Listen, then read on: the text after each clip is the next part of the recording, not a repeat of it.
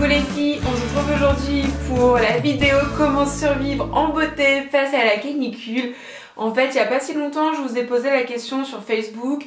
Je vous demandais ce qui vous ferait plaisir comme vidéo, ce dont vous avez envie. Et en fait, il y en a une de vous dans les commentaires qui m'a dit « Moi, j'aimerais une vidéo comment survivre face à la canicule ». Et en fait, j'ai trouvé l'idée mais trop marrante, trop drôle. Et je me suis dit « Allez, c'est bon, la semaine prochaine, je la tourne ». Donc voilà, en gros je vais vous donner quelques conseils, quelques astuces, je vais vous expliquer un petit peu ce que moi je fais et je vais vous montrer les produits que moi j'utilise. Donc ce ne sont pas forcément des produits que je vous dis il faut à tout prix les acheter, c'est ce que moi j'utilise, ce qui me convient, donc c'est parti. Donc premier conseil, c'est parti, là c'est clairement la base de la base, mais je sais qu'il y a encore pas mal de filles qui le font pas tous les soirs, c'est le démaquillage. Oui les filles, si jamais vous avez appliqué fond de teint, poudre ou même un tout petit peu de mascara, il faut absolument vous démaquiller quand il fait chaud comme ça. De toute façon qu'il fasse chaud ou pas, on se démaquille. Mais là encore plus, vous avez transpiré dans votre maquillage, vous avez eu votre peau qui a brillé, vous avez eu du sébum, enfin vous pouvez pas rester comme ça. Donc on enlève cette couche de mascara.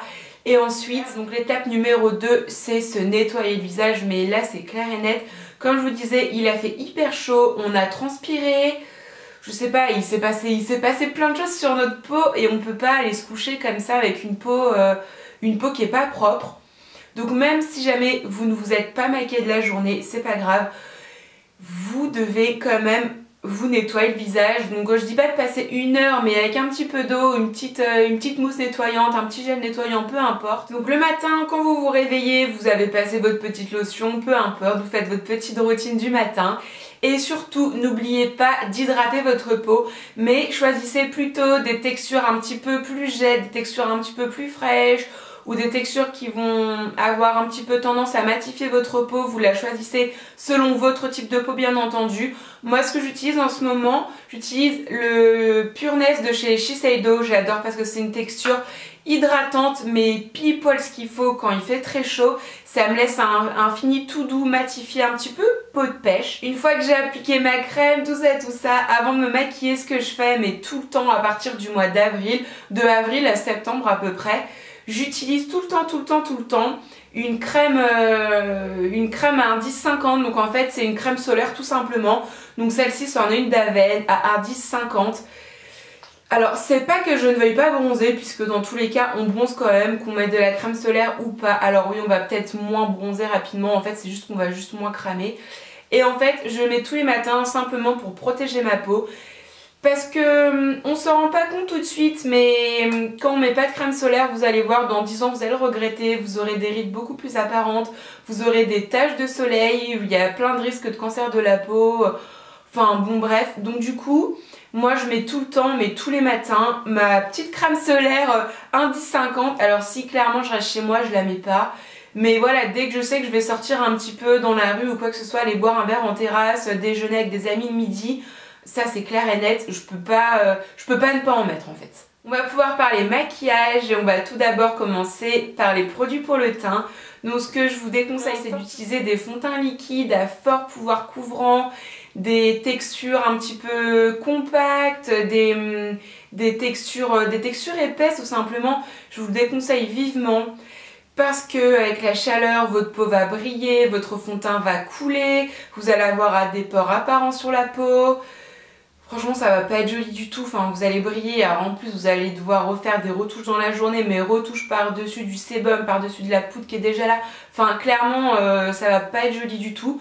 Moi je vous conseille plutôt d'opter, donc soit vous recherchez de la couvrance, donc dans ce cas là on opte pour une bébé crème avec un petit peu de correcteur. J'aime pas sortir peau nue comme ça, donc moi ce que j'utilise c'est le fond de teint Barre Minéral, le mat.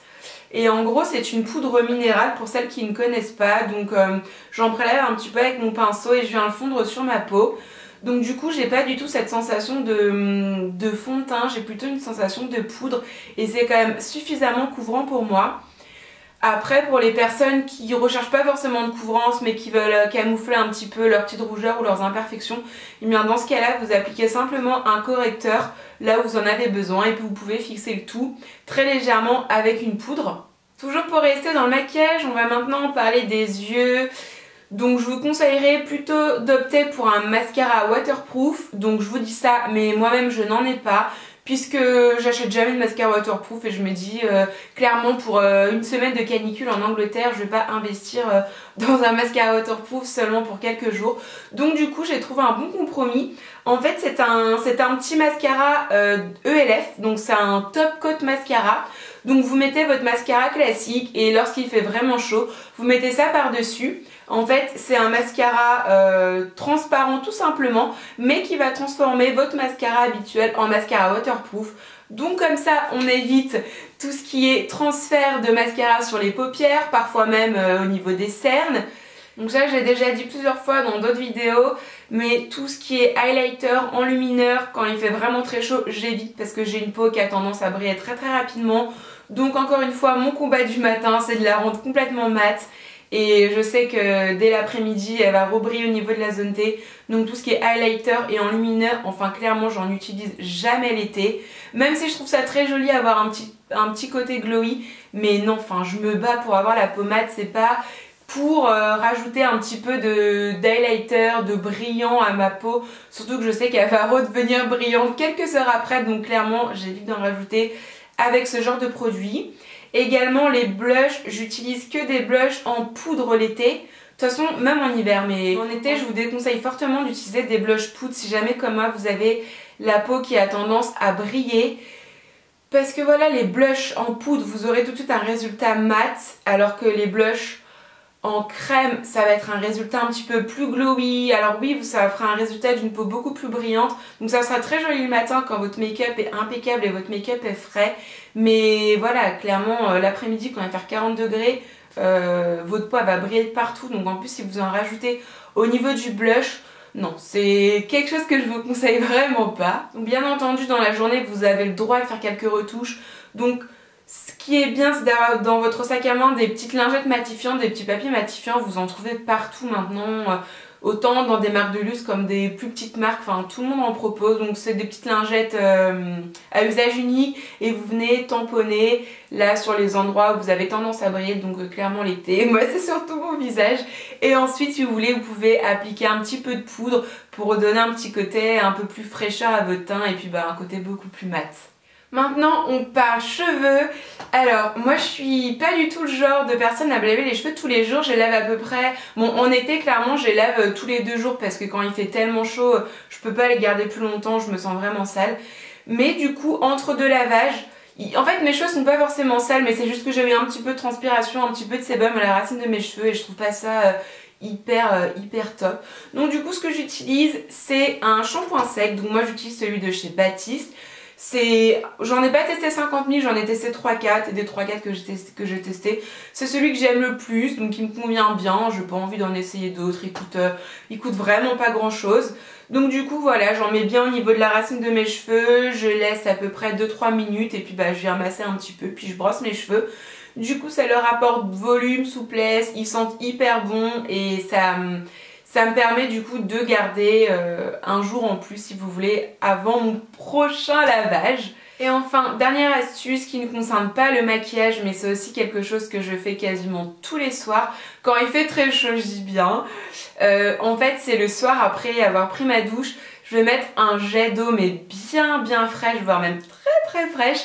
Je pars des pieds et j'arrive à remonter jusque le haut de ma jambe, je peux pas aller plus haut après je vous l'avoue. Mais en fait quand il fait chaud, j'ai souvent cette sensation de jambes lourdes où mes jambes gonflent un petit peu, j'ai tendance à faire de la rétention d'eau. Donc du coup, je vous assure, un jet d'eau bien fraîche, déjà ça soulage de suite, ça rafraîchit de suite.